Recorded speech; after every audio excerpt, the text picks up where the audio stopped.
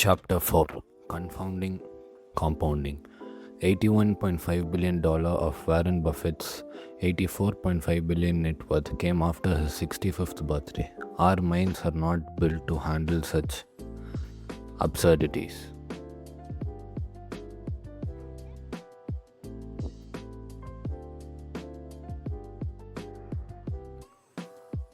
Lessons from one field can often teach us something important about unrelated fields. Take the billionaire history of ice ages and what they teach us about growing your money. Our scientific knowledge of Earth is younger than you might think. Understanding how the world works often involves drilling deep below its surface, something we haven't been able to do until fairly recently. Isaac Newton calculated the movement of the stars hundreds of years before we understood some of the basics of our planet. It was not until the 19th century that scientists agreed that Earth had on multiple occasions been covered in ice.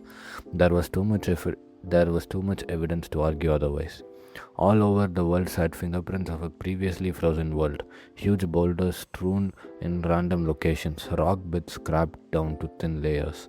Evidence became clear that there had not been one ice age but 5 distinct ones we could measure. The amount of energy needed to freeze the planet, melt it anew, and freeze it over yet again is staggering. What on earth literally could be causing these cycles? It must be the most powerful force on our planet. And it was, not just in the way anyone expected. There were plenty of theories about why ice ages occurred. To account for their enormous geological influence, the theories were equally grand. The uplifting of mountain ranges, it was thought, may have shifted Earth's winds enough to alter the climate. Others favored the idea that ice was a natural state, interrupted by massive volcanic eruptions that warmed us up. But none of these theories could account for the cycle of ice ages. The growth of mountain ranges or massive volcano may explain one ice age. It could not explain the cyclical repetition of 5. In the early 1900s, a Serbian scientist named Milutin Milankovitch studied the Earth's position relative to other planets and came up with a theory of ice ages that we now know is accurate. The gravitational pull of the Sun and Moon gently affected the Earth's motion and tilt toward the Sun. During parts of this cycle, which can last tens of thousands of years, each of the Earth's hemispheres gets a little more or a little less solar radiation than they're used to, and this is where the fun begins. Milankovitch's theory initially assumed that the tilt of the Earth's hemispheres caused ravenous winters cold enough to turn the planet into ice, but a Russian meteorologist named Vladimir Koppen dug deeper into Milankovitch's work and discovered a fascinating nuance.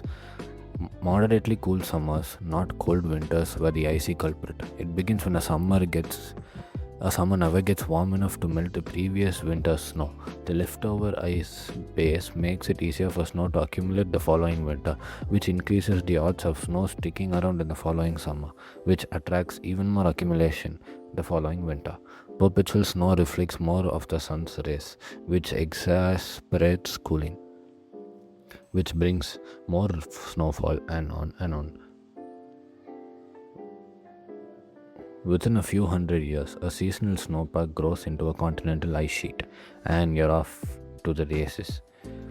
The same thing happens in rivers. An orbital tilt letting more sunlight in melts more of the winter snowpack, which reflects less light the following years, which increases temperatures, which prevents more snow the next year, and so on. That's the cycle. The amazing thing here is that how big something can grow from a relatively small change in conditions. You start with a thin layer of snow left over from a cool summer that no one would think anything of, and then in a geological blink of an eye, the entire Earth is covered in miles thick ice. As glaciologist Gwen Schultz put it, it is not necessarily the amount of snow that causes ice sheets, but the fact that snow, however little, lasts. The big takeaway from ice ages is that you don't need tremendous force to create tremendous results. If something compounds, if a little growth serves as the fuel for future growth, a small starting base can lead to results so extraordinary they seem to defy logic. It can be so logically defying that you underestimate what's possible, where growth comes from, and what it can lead to. And so it is with money.